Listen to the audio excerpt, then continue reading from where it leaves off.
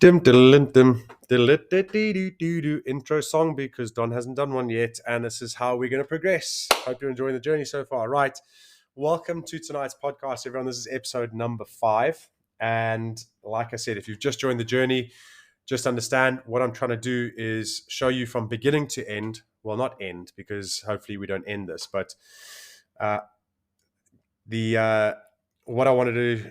Sorry, someone's distracted me in chat because I should have done don't. 1, 2, 3, 4, 5. This is episode number. Now you jive. Yes. So sorry, as I was saying, is I wanted to be able to get you along the journey. So the first few podcasts you'll recognize won't be that well edited. They're just going to be raw. So we stream every Tuesday night on Twitch, and in that stream, what I do is I record the podcast. I tell the chat I'm not necessarily going to answer, but it actually does help because then I have live people being able to fact check what I'm saying and give a bit of feedback unless I've got guests. And then I'll put this straight onto Spotify. It has a really cool inbuilt system. So if you're looking to start a podcast, that's a really easy in. It's maximum time of half an hour recording.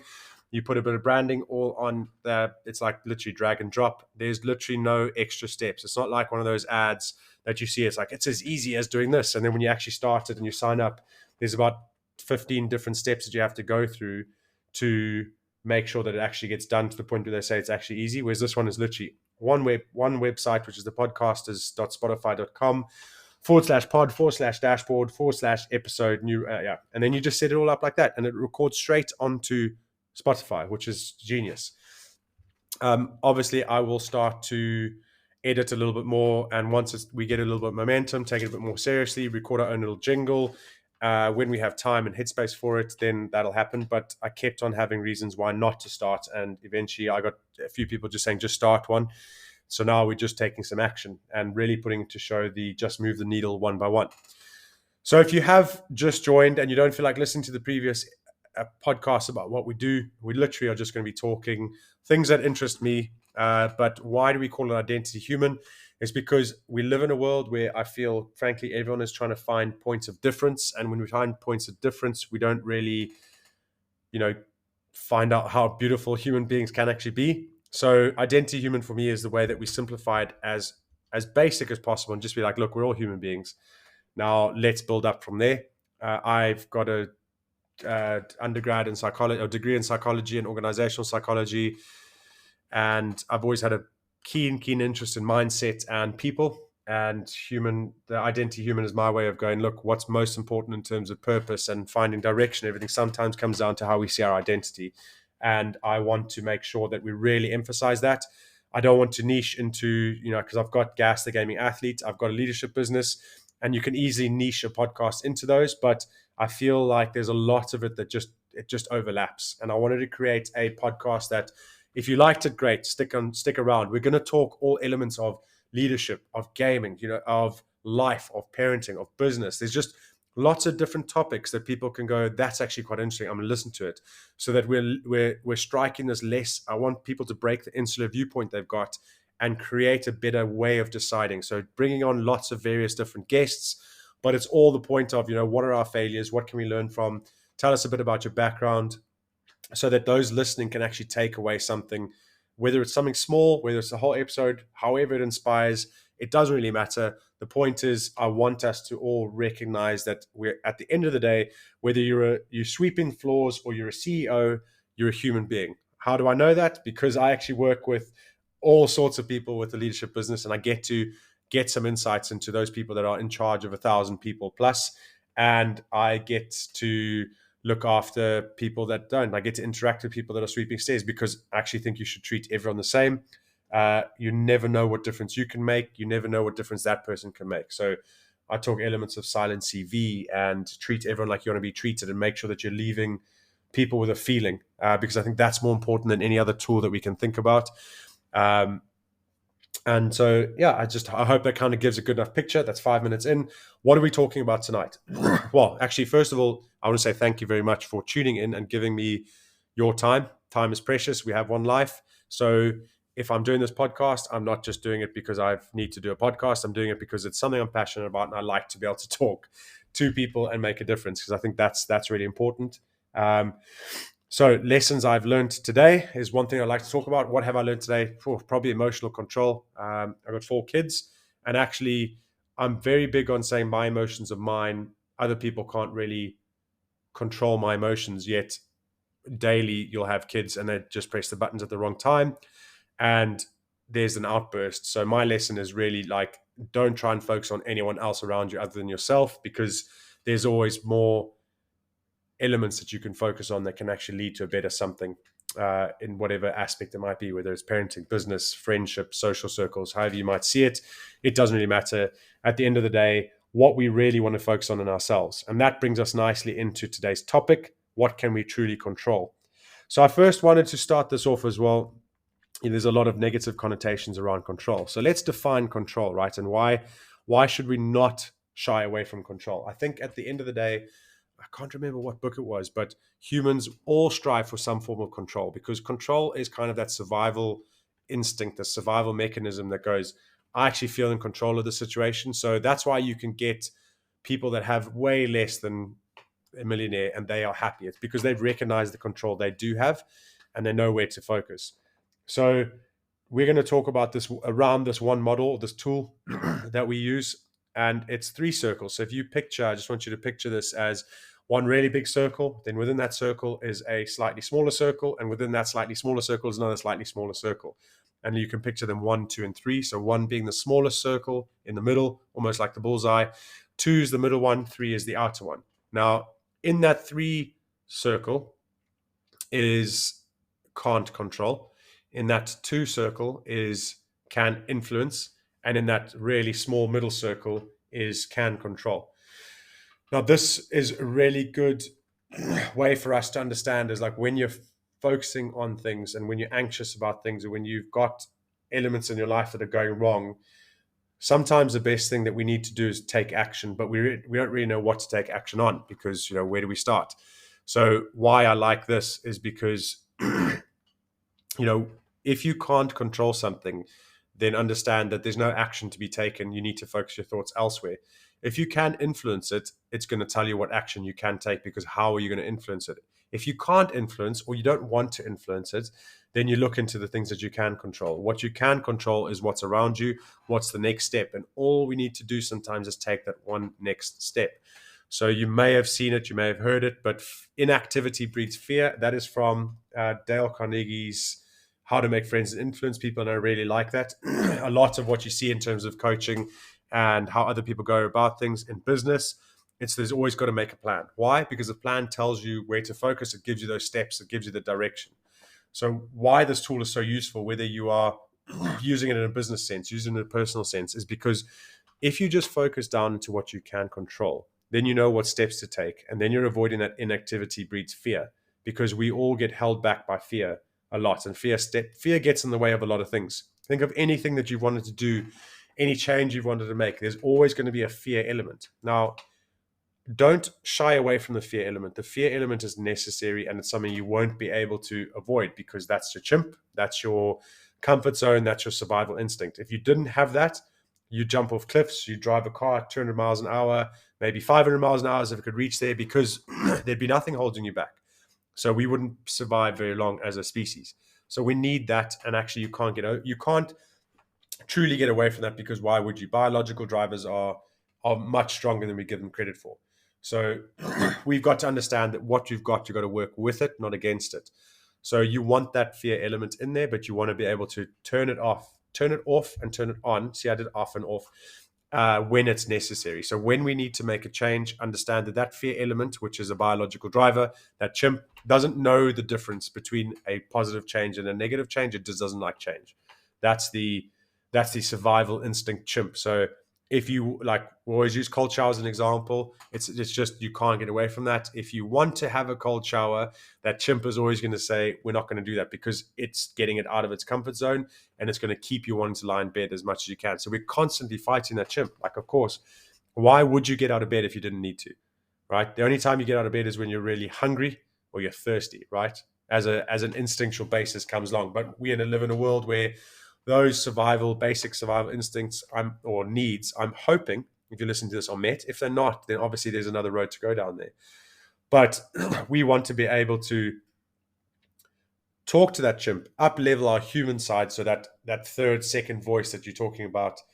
And sorry, I'm just clearing my throat. I've been told I'm suffering. And I lost my trail of thought. It doesn't really matter.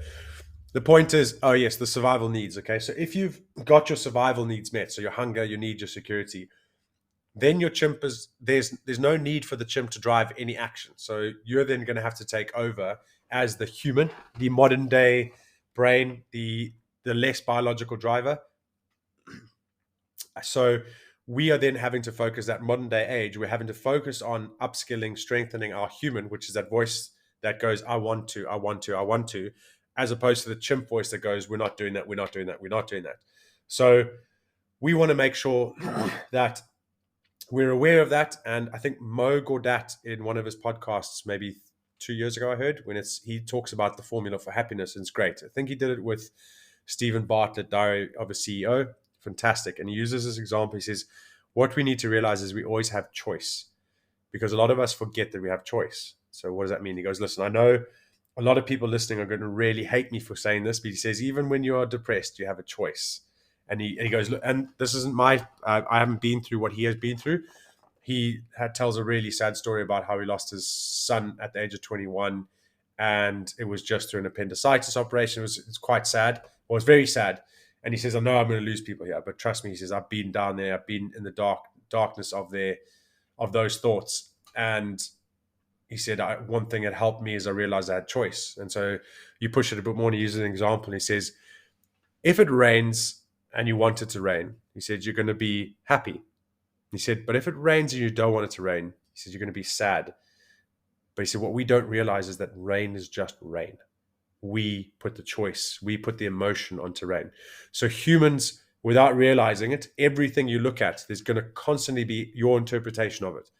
And if you don't recognize that you've got that choice, so you're not aware, and this is where self-awareness is really important. If you don't recognize that you have that choice, you're not going to know that you can change the way you see that. So you're just going to go with what you think. What we need to realize constantly is that we've got the choice. It's not always going to be easy to make that choice. And sometimes that choice is going to have to be made every second of the day, especially if you're feeling something deep. Does that make sense? If you're feeling real sad, like really sad, and that's got you down the dumps, that chimp has got you, that emotion has got you, you're going to have to make that choice, not only in that 5 seconds to get you to do something, but that next 5 seconds again, next 5 seconds again, next 5 seconds again.